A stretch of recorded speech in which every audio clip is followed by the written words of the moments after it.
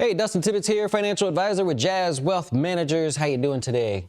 Happy Tuesday. FYI, there will be no closing beat today. I'm headed out shortly to head to a drum corps show just north of Atlanta there, so looking forward to that. But I wanted to address financial planning in a specific and interesting way here. If you are 40, somewhere in there, and you're trying to save for retirement, I wanted to actually just do one for you because I did one for a client the other day and they were like, whoa, that's a lot of money. It occurred to me that maybe I'm taking some of this for granted, so I broke it down for them, and I want to break it down for you. All right, so every client that joins us, we actually start with an initial plan, a rough draft here, and you can use this too. So the data that I'm going to give you, if you're in your 40s, late 30s or whatever, this will all apply, right? So play along with me here. Okay, so the first thing we got to do is we got to figure out how much do you have. This person in particular had $38,000 already saved up. They are exactly 40, turning 41, right? So they've got 38,000 saved. They make 100 a year, but we always say that 3/4 mark is probably what you're looking at in terms of how much you actually need to have. So we figured out $75,000. They agreed. We're also looking at Social Security, which will be there for you. And we estimate $25,000, married couple here in this case. So we have this, we want this, and we expect this, or we're currently planning for this. So we're going to include that all in the mix. Again, this is Social Security. These are the desired numbers, and this is what's currently in the bank, right? In his 401k and Roth IRA in this case.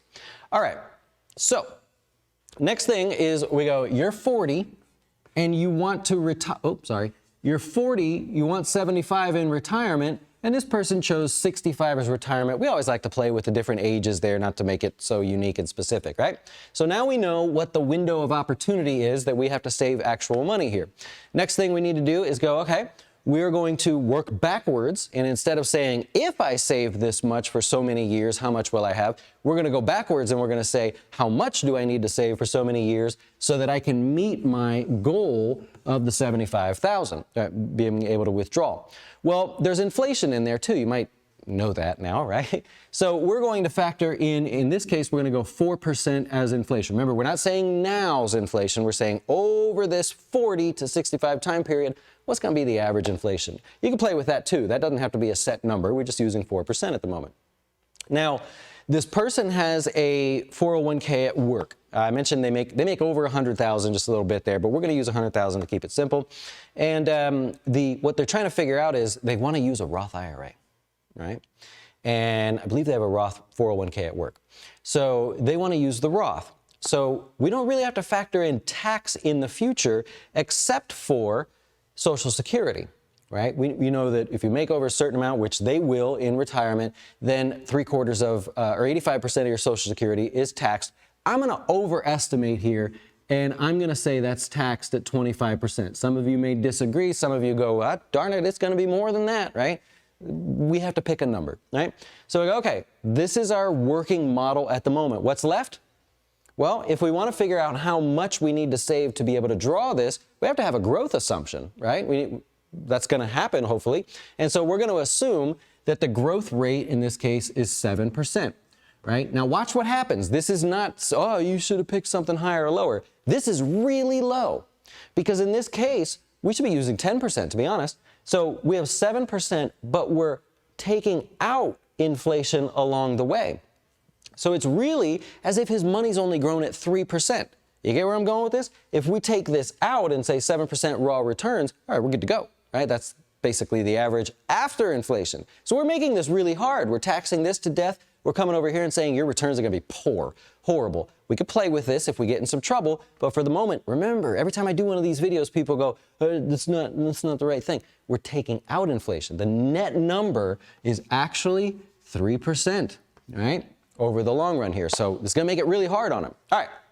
So now we do all of this and we say whatever has to happen here, whatever number it is, we want it to go into a Roth IRA. Well, after all that comes out, this person, and I sent this to them, these are the exact numbers, it says $16,797. It's actually 67. I wrote it wrong there. So $16,767. So in other words, what that means is, buddy, you're going to have to save this much every year starting 12 months as we go, 12 months, 12 months, 12, to the time you retire in order to have everything you wanted to have. Now you go, well, that's a simple problem, just fix this. But it's not really a problem. Hold on a second. So he's got to save this much. So the client's response was, I don't have that. I can't save that much. And I go, I already see that you do. I can already see that you're basically there. He didn't really factor this in. Check this out. So they make $100,000 a year. Now the wife doesn't have a plan at work. He has a 401k plan. I'm rounding down in this case to make this a little bit different. He puts in 6% in his, I believe it was the Roth 401k, right? So we've got this going here. He gets a 6% match. This would go into the pre-tax account. If you don't know that, it doesn't go into the Roth 401k. So $100,000 a year, 6,000 of it is going to where he wants it to go. 6,000 of it is going into pre-tax. That's $12,000. So he's just doing this out of his paycheck, and I took it for granted, and I was like, this is great. What are you arguing about? This is really good. So we've got 12,000. We only need to get to 16,767, right? So we don't have that much more to go. So when we look at all of this, you're already doing this. So we're going to come over here and say, well, we got, what, 4,767 to go. Well, you wanted to use a Roth IRA, so you just have to put 4,767, let's get the numbers right there, in the Roth IRA. You can do that. He's like, oh, that I can do. I didn't know that was where we were at, right? So don't forget when you're boiling down all these numbers or somebody's doing it for you, don't forget the accounts that you're actually saving into. And HSA, that counts too, right? You can use that. That's a great retirement account to actually use. TSP, 403B, your spouse's plan, whatever you may already have. Your number's, of course, going to be different. It's going to be different. It's going to be different. It's going to be different, right? But as you look through it here, you go, it's not as bad as it seems. Honestly, this is where advisors get a little carried away. They want you to see this number and go, oh my God, just take my money. Just here, I don't know how much to put. That's scary. That's such a big number. I got to retire there. I'm going to get old. Take the money. No, in this case, I'm saying that's where you're at, bud. And you really wouldn't raise your 401k here because there's no extra benefit for doing that. He's capped at 6%. So, there's nothing to do there. He wanted the Roth anyways. So you don't even have to max the thing out.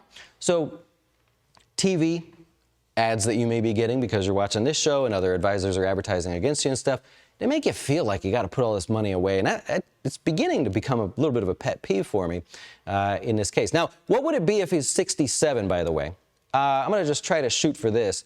Let's see. So if we change it to 67, this would be for 65. I know I'm making a mess here. Sorry. Let's say we go up to 67. I don't know that he wants to do this or not. I'm just curious what the difference is. 13,588, all right? Oh, that's backwards. So that's 13,588. Where are you saving 12? We can see now he's got 1,588 to save in the Roth. So it depends on his retirement age and what he wants to do there. Just for fun, because we're here, let's go to 63. 63. 63 would be 20,000. Now it's getting a little scary, isn't it? 546. So now we're looking a little scary here because only 12's going there. We have to max out the Roth and move on to other things. That's a tough one. But remember, we've got wiggle room. We accounted for a net 3% return. So I love doing this with clients where I start real tough on them, right? And then when you get their feedback, sometimes they're like, oh, I could do that.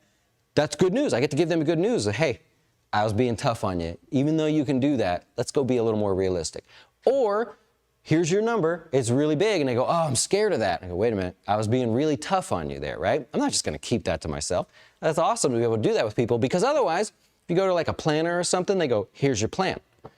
And you're like, well, how do you do that? I don't have this money. I don't know what to do.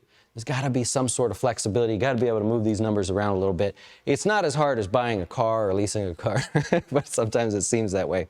All right, that's all I got for you. I just wanted to share that because sometimes I say things and, I'm going about my day and I take it for granted what you may or may not know or be thinking about. And I got to learn to, just speak and hopefully you'll ask questions. I love doing that. Anyways, enjoy the rest of your day. Thanks for watching. If you liked it, subscribe, thumbs up, all that happy stuff. Check us out at jazzwealth.com. You know where to find us and we will. Hey, you made it to the end. That's awesome. Well, if you want to check out more geeky stuff, be sure to check out that video over there. Also, if you could subscribe, that really help us out. We're financial advisors that love to teach, and you'll find all kinds of free stuff on our videos. And remember, keep your dough straight. Yeah, I did it. You did. That was it.